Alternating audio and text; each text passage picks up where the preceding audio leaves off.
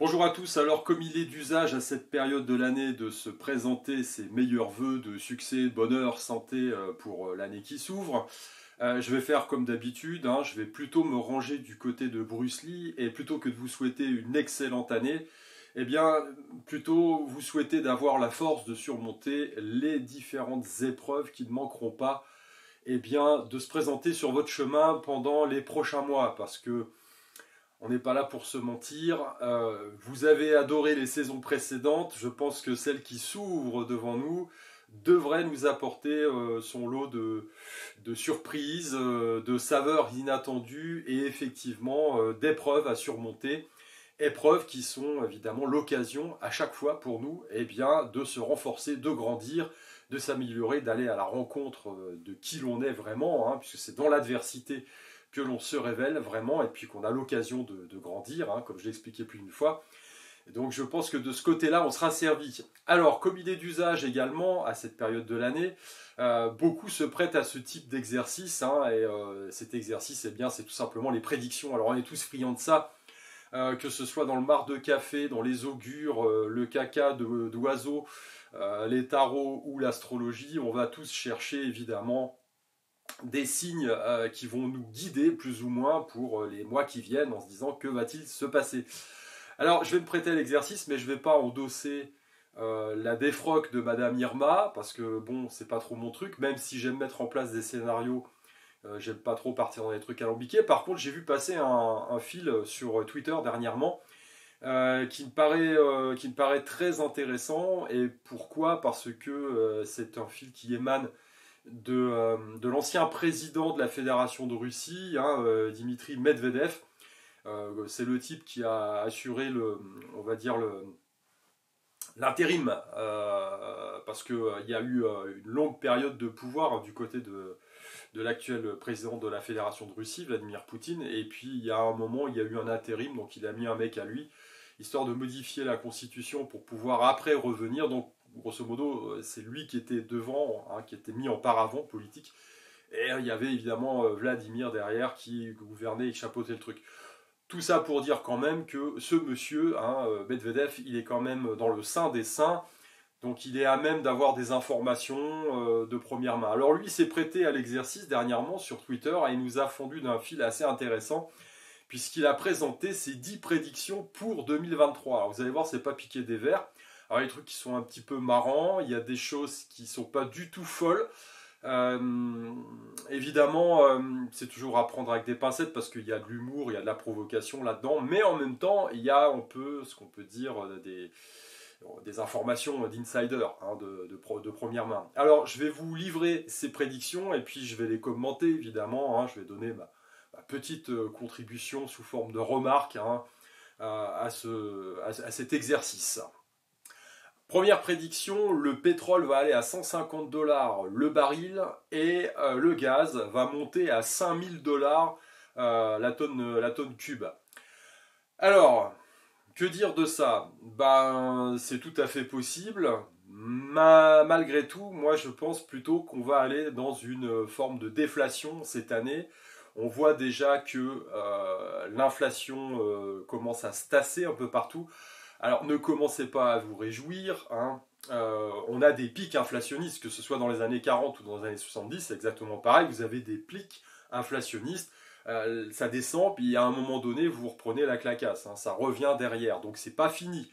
Là, à mon sens, on a une dizaine d'années d'inflation, et donc on va avoir justement des pics, et puis entrecoupés de gros creux, en fait, de creux de vagues, qui vont être déflationnistes. Voilà.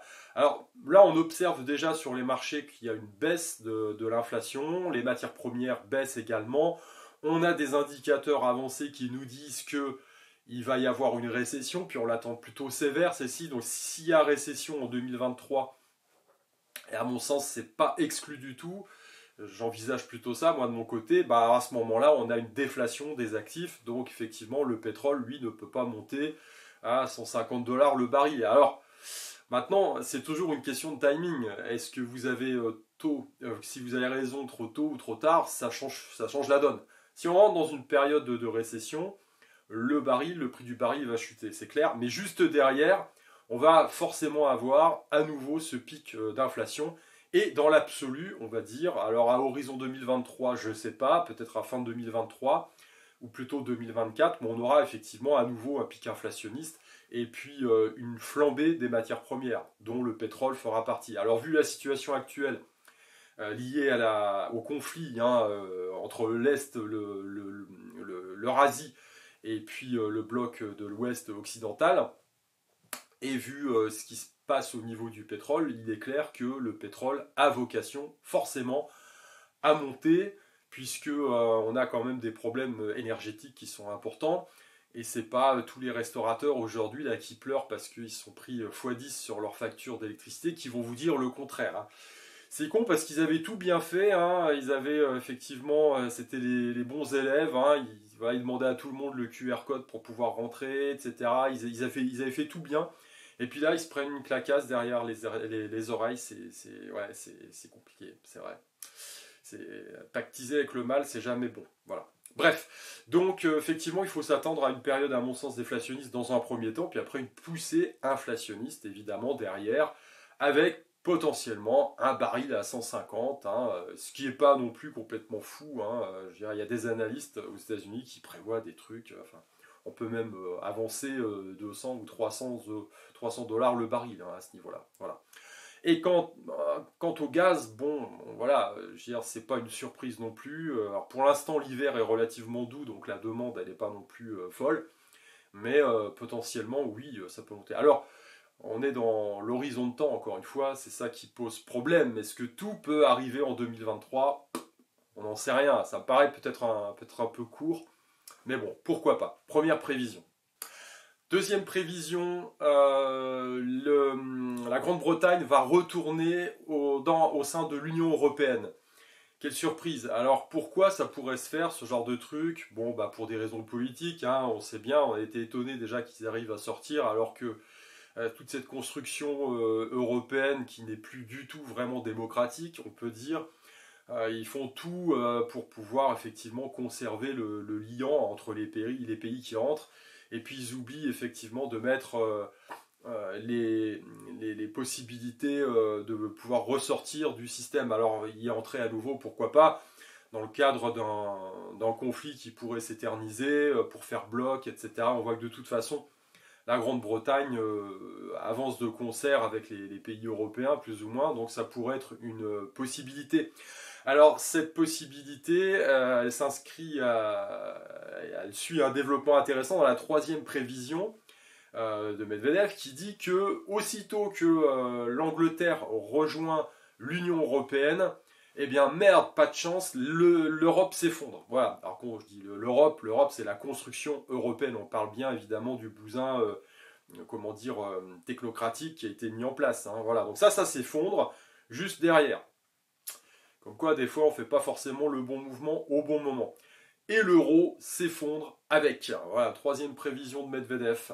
Alors, qu'est-ce que j'en pense, moi, perso ?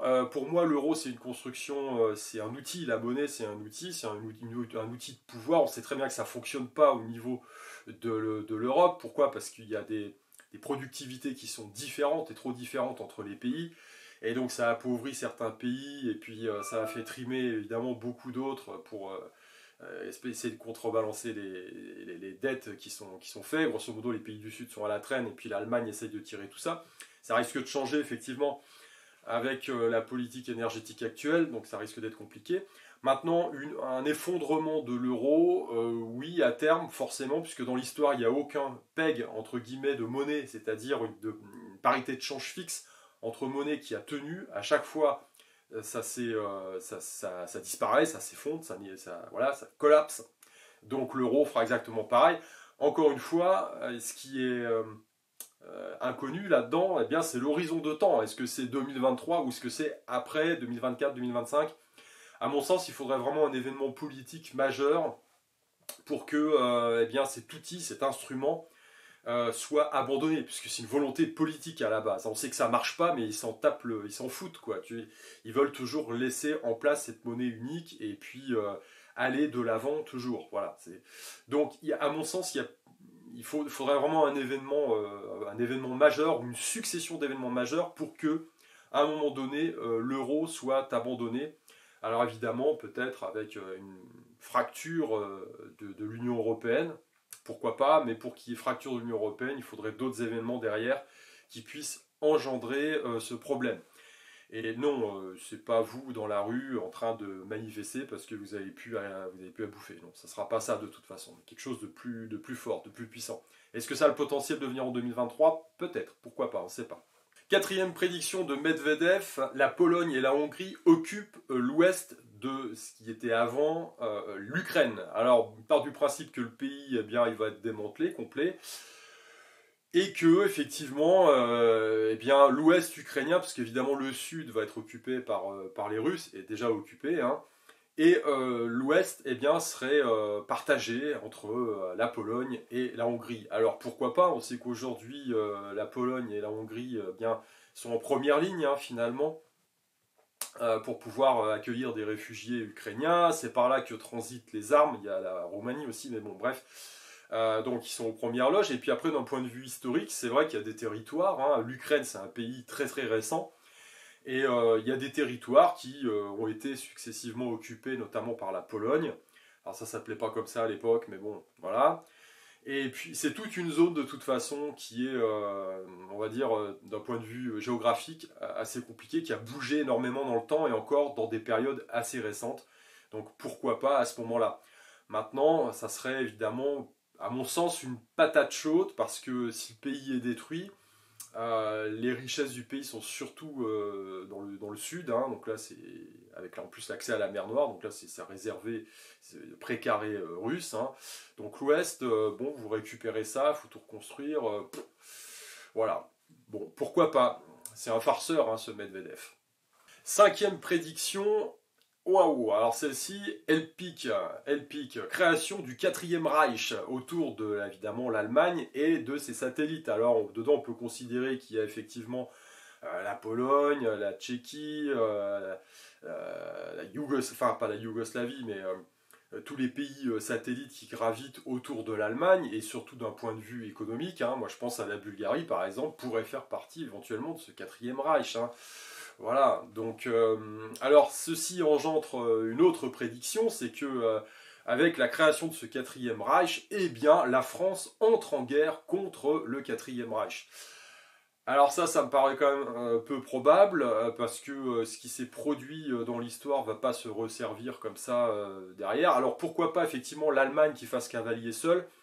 Alors ça par contre c'est tout à fait possible à terme, parce que je pense que les Allemands, s'ils arrivent à se sortir un petit peu de l'Europe, bon, ils vont essayer de pédaler de leur côté, puisque quel intérêt de mutualiser les dettes et de devoir payer, faire un transfert de richesse dans les pays du Sud, plus que ce qui n'existe déjà. Ça risque de pas trop les intéresser. Alors il faut voir dans quelle mesure effectivement les élites allemandes ont encore du contrôle sur leur propre pays malgré la structure technocratique européenne. Il faut voir comment ça peut se développer. Pourquoi pas. Après, dans l'horizon de temps de 2023, bon, encore une fois, ça me paraît un petit peu court. Et puis, quant au fait que la France entre en guerre contre le quatrième Reich, alors à ce moment-là, si l'Allemagne faisait cavalier seul, ça voudrait dire que on serait plus complètement à la botte, évidemment, de notre partenaire, on va dire, américain, enfin de l'Empire. Hein. Parce qu'aujourd'hui, c'est plutôt cool pour eux, hein, effectivement, hein, les US... guerre au centre de l'Europe, les approvisionnements de gaz russes en vrac, donc du coup c'est eux qui vendent 4 fois plus cher à l'Europe, donc c'est bien, enfin, l'industrie allemande va commencer à plonger, donc c'est quand même tout bénéfice pour les États-Unis. Donc effectivement, si l'Allemagne à un moment donné décide de faire cavalier seul pour reprendre un petit peu du poil de la bête, ça risque de ne pas plaire aux US, c'est sûr. Et dans ce cadre-là, à mon avis, ça serait quand même plus effectivement les US et qui embarquerait la France. Hein, et comme d'hab, les US seraient prêts à se battre jusqu'au dernier Français contre l'affreux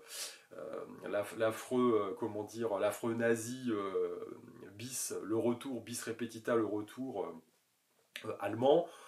Bon, ouais, pourquoi pas, tout est possible. Je pense que c'est plus une farce, parce qu'aujourd'hui on a quand même un bloc de l'Ouest qui a l'air assez entre guillemets, soudé derrière l'Empire, parce que l'Empire tient bien le truc, hein, on peut le dire, voilà, il y a quand même une force militaire derrière qui est quand même présente.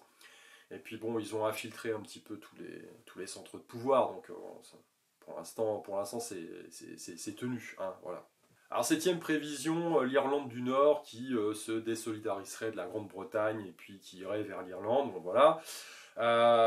Bon, je n'ai pas trop de commentaires là-dessus. On va passer tout de suite à la huitième prédiction qui, celle-ci, est aussi assez succulente, on va dire. Alors, Medvedev prévoit une guerre civile aux États-Unis avec à l'issue des mouvements séparatistes au niveau des États. Alors ça, c'est pas du tout exclu. Je pense, moi perso, que c'est ce qui risque d'arriver, c'est ce qui attend les États-Unis à terme, puisqu'on voit bien que politiquement, c'est compliqué. Les élites en place ont fait tout ce qu'elles peuvent pour effectivement fracturer la société, évidemment à des fins électoralistes. Il faut virer Trump, donc on met en place des trucs pour pouvoir effectivement l'écarter du pouvoir.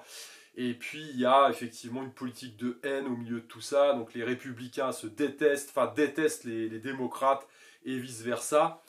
Ça c'est pas terrible pour pouvoir effectivement avoir une société relativement soudée parce que il y a toujours un système d'alternance. Le système politique américain, c'est un peu comme en France, il y a une alternance entre la gauche et la droite, mais les deux sont censés bosser ensemble pour faire avancer le schmilblick. Là aujourd'hui, ça me paraît compliqué. On a en plus de gros litiges par rapport à la politique immigrationniste aux US. On voit bien que il y a déjà de l'eau dans le gaz avec le Coco Circus. La Floride conteste un petit peu tout ce cirque et tout ce théâtre qui a été mis en place. Du côté texan, eh bien, le point d'achoppement, c'est l'immigration. Donc on voit qu'il y a, par rapport au gouvernement fédéral, des oppositions qui sont fortes entre le gouvernement texan et le gouvernement fédéral US. Donc effectivement, guerre civile aux États-Unis, à terme, ça risque d'arriver, et avec à l'issue une partition finalement du territoire, et puis des États qui vont retrouver une forme d'indépendance. Alors dans ce cadre-là, Medvedev lui entrevoit effectivement la Californie qui se désolidarise du reste, le Texas également. Voilà, Californie et Texas. Alors c'est pas vraiment la même, on va dire, pourquoi la Californie aujourd'hui, bon, c'est un État qui est super endetté, qui est plutôt dans le sens général de la politique imprimée aux US actuelle. C'est le paradis du wokisme là-bas, voilà, du socialisme aussi, parce que ils prennent le chemin de la France, c'est les impôts à tout va. Les mecs qui se barrent, ils vont s'installer au Texas ou en Floride. Donc pourquoi pas. Alors ce qui était intéressant dans la prédiction de Medvedev, c'est effectivement le Texas qui trouverait un allié naturel avec le Mexique. Alors ça c'est intéressant parce qu'effectivement, pourquoi pas, le Mexique qu'on a vu assez, on va dire, assez libéral pendant la période du Coco Circus, et puis peut-être qu'il pourrait s'entendre aussi avec le Texas pour éviter pour réguler un petit peu, on va dire, le flux migratoire. Donc ça peut être intéressant. Encore une fois, l'horizon de temps, à mon avis, 2023, c'est juste un petit peu court. Je vois. Bon, voilà. Maintenant, on ne sait pas. L'histoire est le domaine de l'inconnu. L'histoire nous le dira de toute façon. Neuvième prédiction, après la huitième qui concernait la guerre civile aux US, et puis effectivement Elon Musk qui avait été élu, puisque Medvedev a rajouté ça. Elon Musk aurait été élu président dans plusieurs États, donc c'était assez drôle. On attaque la neuvième prédiction, et celle-ci, elle est à mon sens assez cohérente, puisque lui prévoit que tous les grands centres financiers vont quitter à la fois les États-Unis et l'Europe pour se diriger vers l'Asie. Alors ça me paraît tout à fait cohérent, parce que effectivement, dans le cycle des civilisations, on voit bien qu'on est dans un sacré cycle d'effondrement au niveau de l'Occident. Et à terme, alors 2023, encore une fois, ça me paraît court, moi je vois plutôt ça à horizon de 10-15 ans. À terme, les grands centres de finances vont se déplacer sur l'Asie, qui sera le nouveau pôle économique et financier du monde. Voilà. 2023, c'est un peu court quand même. On arrive à la 10e prévision. Alors là, c'est effectivement, il prévoit l'effondrement de Bretton Woods et puis des monnaies fiat, avec un crash retentissant du FMI et de la Banque mondiale. Bref, notre système financier qui s'effondre totalement. Alors ça, bon, on le voit venir, mais alors à vitesse grand V. Voilà, encore une fois, c'est juste une question de timing, mais c'est tout à fait probable. De toute façon, on voit bien que le système bat de l'aile depuis 2008 et qu'il n'a pas été renfloué. Hein. Je l'ai expliqué ça effectivement dans mon livre, hein, dans Apocalypse 2030, si vous voulez savoir comment tout s'organise aujourd'hui, tout ce cirque s'organise et pourquoi, bah, il faut regarder où va l'argent et comment tout ça est géré, et puis là vous allez comprendre. Donc effectivement, c'est une prévision tout à fait possible. À horizon 2023, ça paraît court.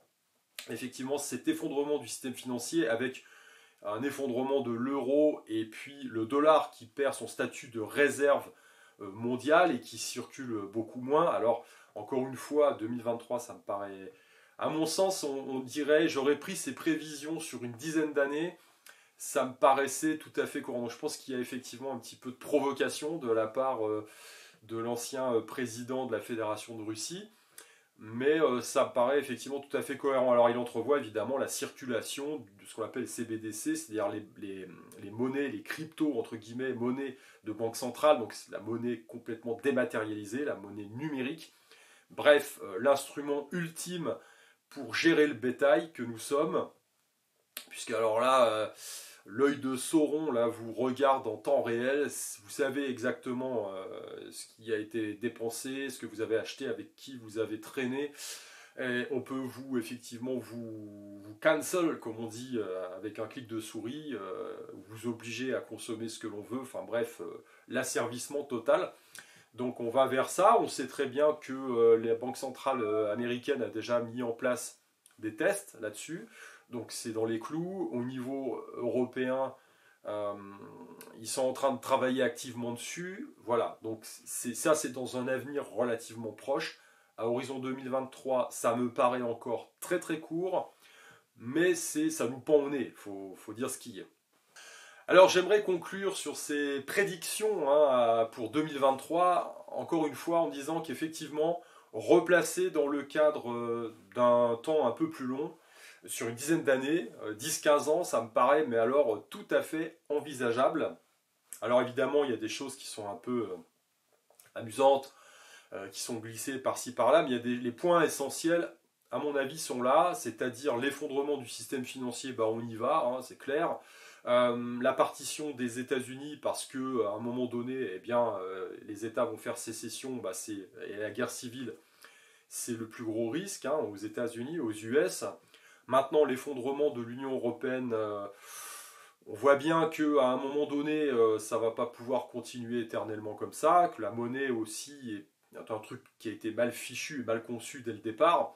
Maintenant, il faudra un événement ou une série d'événements importants pour pouvoir, à mon sens, se diriger vers un effondrement réel et l'abandon de l'euro. Alors, bon, il y a d'autres sources hein, qui nous orientent là-dessus en disant que bon, il pourrait y avoir à un moment donné une guerre civile, un effondrement économique qui entraîne une guerre civile et puis qui entraîne derrière comment dire, un débordement de la guerre actuelle entre les deux blocs Est et Ouest, ce qui est tout à fait envisageable. Et dans ce cadre-là, effectivement, bon, bah, là, le système battrait de l'aile complètement, et y compris le système de la monnaie, et le système financier, le système social et le système politique, hein, sous forme d'organisation technocratique européen actuelle, tel qu'on le connaît. Voilà. Alors moi, qu'est-ce que j'ai envie de dire là-dessus pour terminer? Eh bien, encore une fois, on n'est pas Madame Irma. Ce qui est important, c'est de mettre en place des scénarios en regard de tendances lourdes. Des tendances lourdes qui sont installées depuis longtemps et qui continuent à aller dans un sens, comment dire, dans le sens initial. C'est-à-dire que vous n'avez pas d'inflexion à un moment dans la courbe. Si vous avez la courbe qui monte ou alors plutôt une courbe qui descend comme ça, vous n'avez pas d'inflexion. Alors ça fait des petits rebonds comme ça à un moment donné, mais bon, ça continue à s'effondrer. Donc là, forcément, plus la tendance est lourde et plus elle est confirmée, plus votre scénario prend de la valeur et prend de poids. Et en regard de ça, bah, il faut mettre en place des choses, il faut mettre en place évidemment, il faut se donner des options. et puis s'organiser soi-même hein, dans le cadre de ce scénario. Alors encore une fois, les meilleurs scénarios et les meilleurs plans, ce sont ceux qui vous permettent de vous positionner et de vous repositionner en fonction des situations qui peuvent évoluer. Parce que comme je l'ai dit dans mon dernier ouvrage, ce qui est important, c'est de bien vivre aujourd'hui. Parce que vous pouvez vous barrer avec 2 tonnes de boîtes de conserve et aller vous installer dans la pampa en attendant le déluge. Si le déluge n'arrive pas, vous allez vous retrouver tout seul à bouffer du cassoulet, vous n'en pourrez plus. Et je dis tout seul parce que votre femme, elle va se barrer, vos mômes aussi, ils vont en avoir marre. Enfin, je veux dire, c'est pas vivable. Donc, il faut faire attention. Et puis, à ce moment-là, bah, si vous-même, vous en avez marre de votre cassoulet et puis de l'endroit où vous êtes, eh bien, vous allez vouloir revendre. Et puis, vous êtes dans une zone qui est désertique et ça ne se revend pas. Donc, vous entrez dans un cauchemar. Voilà. Et même si 10 ans après, ça s'effondre, vous aviez eu raison, certes, mais vous avez eu raison trop tôt. Donc, puis là, vous avez consommé vos cartouches. Donc, c'est pas la bonne option. Donc, il faut effectivement avoir une analyse fine, voir ces tendances lourdes, mettre en place des scénarios. Et en regard de ça, eh bien, il faut avoir différents plans qui peuvent être souples et adaptables. À mon sens, c'est ce qu'il y a de mieux à faire. Voilà. Eh bien écoutez, sur ce, encore une fois, je vous souhaite d'avoir la force, conservé la foi, c'est super important, hein, spiritualité bien ancrée. Et puis, allez, on va quand même se souhaiter une bonne et excellente année. Allez, je vous dis à plus, ciao.